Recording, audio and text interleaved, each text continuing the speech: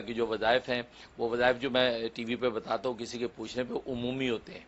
वो पूछने वाला तो एक ज़रिया बनता है, लेकिन वो उमूमी होता है कि आपके अगर उसी तरह के हालात हों तो आप बिल्कुल जो है उस पर अमल कर सकते हो, उस पर कोई मजाका नहीं है, उसकी आम इजाज़त होती है। बाकी पूछने वाले का ज़रिया बनता है, लेकिन ये कि खुसूसियत नहीं होती कि वही करे कि दूसरा कोई ना कर सके। या ये कि आपने माँ सुना किसी और शख्स को कोई तकलीफ हुई तो आपने मेरा वो वजीफ़ा सुना हुआ है, उसकी भी मैंने इजाज़त दे रखी कि आप आगे बता सकते हैं कि हाँ भी मुफ्ती साहब हमें ये वजीफ़ा बताया था, ये आप ये अमल कर लें। तो ये तो एक सदका जारिया है, उसकी मैंने आम इजाज़त दे रखी है ताकि मेरे लिए अल्लाह के यहाँ जो अजर सवाब का ज़ख़ीरा जमा हो। बाकी जो है वो 2 वक्त की रोटी अल्लाह ने इंतज़ाम कर रखा है। बड़ी एक कॉमन सी और बड़ी एक ज़रूरी किस्म की का शुबा है। पूछते ये हैं कि लोग अल्लाह का नाम लेते हैं, वजीफ़े पढ़ते हैं और फिर वजीफ़े पढ़ने के 30 दिन के बाद या 60 दिन या 90 दिन के बाद उन्हें ऐसा महसूस होता है कि कोई फ़ायदा नहीं हुआ वजीफ़े पढ़ने का। तो वजीफ़े पढ़ने का फ़ायदा ना होना, इसकी क्या वजूहात हो सकती हैं? और दूसरी बात यह कि वजीफ़े पढ़ने के बाद लाजमी तौर पे फ़ायदा होना, ये कैसे किया जाए? तो ये कुछ इस किस्म का शुबा आया है, फरमाइए आप। लोग भी बेटे सोचते रहते हैं कोई कोई सवाल ले आते हैं। असल में वजीफ़े पढ़ के फ़ायदा हासिल करना मकसूद नहीं है। अच्छा, मकसूद बस अल्लाह का नाम लेना, उसकी वजीफ़ा पढ़ना, उस सबब को इख्तियार करना, बस मकसूद ये है। मकसूद वो नहीं है। अब निकाह करके औलाद को पैदा होना ये मकसूद नहीं है। निकाह करके अपनी ज़िंदगी को एक उन्स उल्फत का गुजारना मकसूद है। इसलिए इमाम आज़म अबू हनीफा रहमतुल्लाह अलैह फरमाते हैं कि निकाह का पर्पज़ उन्स उल्फत है कि उन्स उल्फत और राहत के साथ ज़िंदगी गुजारे बस। हाँ, ये एक्स्ट्रा नफ़ा है कि अल्लाह तबारक व तआला औलाद भी अता कर दे, ठीक है ना। तो मकसूद फ़ायदा हासिल करना मकसूद नहीं होता। मकसूद बस आपका अल्लाह की तरफ रुजू और उस चीज़ को पढ़ना या इलाज करना। जैसे हज़रत हकीमुल उम्मत मौलाना अशरफ अली थानवी रहमतुल्लाह ताला फरमाते हैं कि इंसान इलाज करने का पाबंद है, सेहत हासिल करने का पाबंद नहीं है जी, शिफा हासिल करने का पाबंद नहीं है। तो बिल्कुल इसी तरीके से इंसान जो वज़ाइफ पढ़ के उस मकसद को हासिल करना चाहता है पढ़ रहा है, ठीक है। हाँ, अल्लाह तबारक व तआला लुत्फ़ करम से वो फ़ायदा अता कर दें तो एक एक्स्ट्रा नफ़ा है और अल्लाह का शुक्र करे।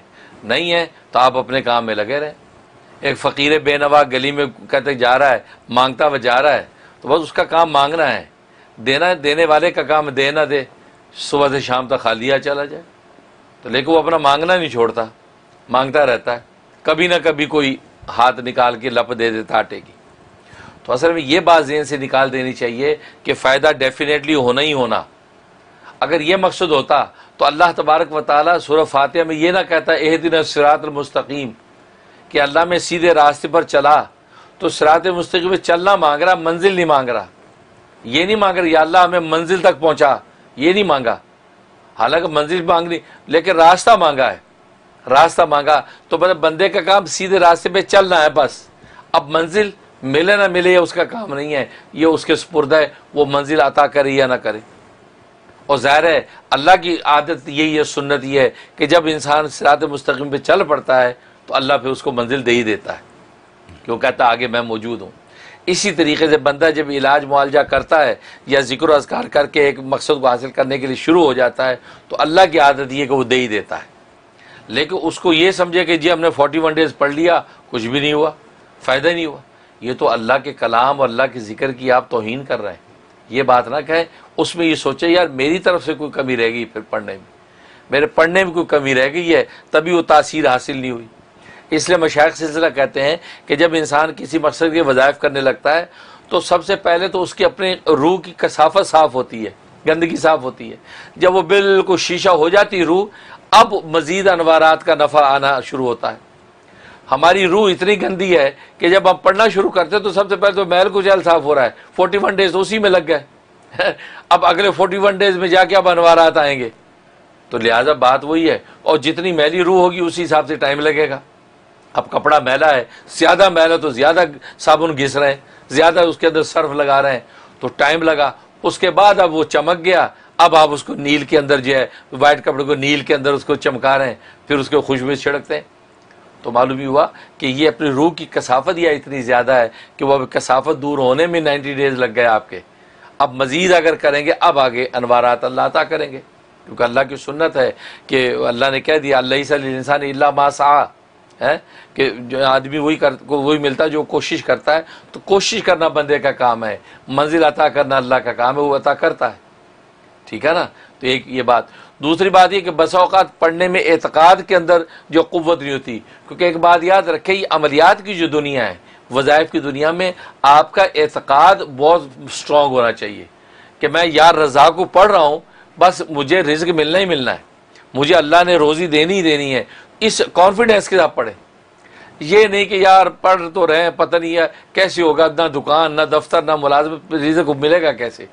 अब ये आप अपना कॉन्फिडेंस लूज करके पढ़ें तो अल्लाह की सुन्नतें फिर नहीं देता, क्योंकि अल्लाह ने ये कहा है, ये हदीस कुदसी है, आना इंदा ज़न्नी अब्दी भी, कि बंदा मेरे बारे में जैसा गुमान करता मैं वैसे ही हूँ। अगर वो गुमान करता है कि नहीं यार रज़ा को पढ़ने से मुझे मिलेगी है नौकरी, तो अल्लाह कहते हैं देखो इससे मेरे बारे में ये गुमान रखा है, इसको अब नौकरी दूंगा ही दूंगा। लेकिन होता आमतौर पर हम लोगों में एतक़ाद की कमज़ोरी होती है, और कुछ फितरे ऐसे हैं आजकल, जब वो सोशल मीडिया की वजह से भी को लोग इन चीज़ों की ना बेहैसियती बहुत ज़ाहिर करते हैं। अजी पढ़ने वाले से कुछ नहीं होता, करने से होता है, छोड़िए, दुकान खोलेंगे तो प्रॉफिट होगा। अब ये क्या बैठा यार रज़ा को रिज़्क़ मिल जाएगा, ये कैसे होगा। वो पढ़ने वाला कहते यार पता नहीं ठीक ही कह रहा होगा, वो अपना आपने एतक़ाद कमज़ोर कर दिया। तो दूसरी बात है आप पूरे कॉन्फिडेंस से एतमाद के साथ पढ़ें। और तीसरी बात है सब्र। अल्लाह के मामले में सब्र बहुत ज़रूरी है। सब्र और तहम्मुल से आप लगे रहें बस अपने काम में, और नतीजा अल्लाह के सुपुर्द कर दें। यही बंदगी है कि अल्लाह अमल में करना मेरा काम, इसका नतीजा ज़ाहिर करना तेरा काम है। अब सब्र से लगा रहा, अब अल्लाह तबारक व तआला उसको अता करते हैं। और तीसरी बात यह कि हदीस में आता है कि दुनिया में जिसकी दुआ कबूल नहीं हुई तो अल्लाह तबारक व तआला आखिरत में उसका ऐसा बदल अता फरमाएंगे कि वो वहाँ वो बदल देख के कहेगा या अल्लाह काश दुनिया में मेरी एक भी दुआ कबूल ना होती, सारा मुझे यहाँ मिलता। तो लिहाजा वो अल्लाह की यही सुन्नत हदीस में आता है कि जो मांगा या तो वही दे देता है बेआईनी, या उससे बेहतर दे देता है, या उसके बदले में किसी बला को टाल देता है, या उसको आखिरत के लिए ज़ख़ीरा रख लेता है। तो अगर ज़िंदगी भर आप मांगते रहे कुछ नहीं मिला, समझो आखिर में ज़ख़ीरा रख लिया इंशाअल्लाह, और वहीं पे आपको इतना मिलेगा कि आप तमन्ना करेंगे कि दुनिया में कुछ भी ना मिलता, सारा यही मिलता। तो इसलिए अल्लाह तबारक व तआला के अपने रंग हैं, क्योंकि और वो अल्लाह हर शान में अलग रंग से आता है, उन रंगों को पहचानने की ज़रूरत है। इसी को तो मार्फत कहते हैं। अब एक अल्लाह का आरिफ क्यों परेशान नहीं होता, उसको पता है अभी जो भूखा उसने रखा है ये उसकी एक शान का रंग ज़ाहिर हो रहा है, अब जो अता कर दिया इसकी दूसरी शान का रंग ज़ाहिर हुआ।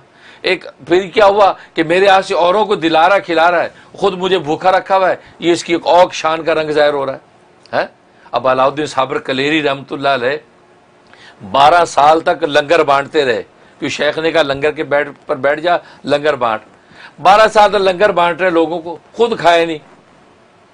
12 साल तक हड्डियों को पिंजर हो गए, पानी पे गुजारा हो रहा है। वो कहा भाई है तुमने खुद क्यों नहीं खाया। कहा जी आपने तो कहा था लंगर लोगों को बांट, खुद खाने की तो बात ही नहीं की थी। सुभान अल्लाह। इसलिए तो फिर उस 12 साल के मुजाहिदे से क्या मिला, फिर खुदा ने वो अता कर दिया जो बड़े बड़े औलिया अल्लाह ज़िंदगी भर न ले पा सके। फिर वो अलाउद्दीन साबर कलेरी बना कि उसके फैज़ान का क्या आलम, उसकी करामात कहाँ पहुँची कि ख़ुद पीरो मुर्शद जो है बाबा फरीदगंज शक्कर रहमतुल्लाह अलैह वो रशक कर रहे थे कि अलाउद्दीन कहाँ से कहाँ पहुँचा, और रिश्ते में भांजे हैं आपके वो। तो कहने का मकसद ये होता है, तो वो बस ये अल्लाह की शान का रंग था कि आपके हाथ से दूसरों के पेट भर रहे, खुद फाके पे। अब नबी की दुआओं से दुनिया निहाल हो रही है। आज अरब दुनिया कहाँ पहुंची हुई है, खुद रसूलुल्लाह सल्लल्लाहु अलैहि वसल्लम पेट पे पत्थर बांधे फाके से गुजर गए। तो ये खुदा की शानें हैं। तो अलग अलग शानें ज़ाहिर होती। आरिफ कहते इसी को हैं, उन शानों के हर रंग को पहचानता है। लिहाजा पढ़ने वाले वज़ाइफ पढ़ते रहें, बस अल्लाह के रंग हैं वो अपने वक्त में ज़ाहिर करेगा। आप कॉन्फिडेंस से पढ़ते रहें, इंशाअल्लाह समरा ज़रूर मिलेगा। बहुत बहुत शुक्रिया हज़रत। ये क्वेश्चन ऐसा है कि ये बहुत से लोगों के जहनों में आपने क्लैरिफाइड कर दिया, and I appreciate this very much. Thank you so much.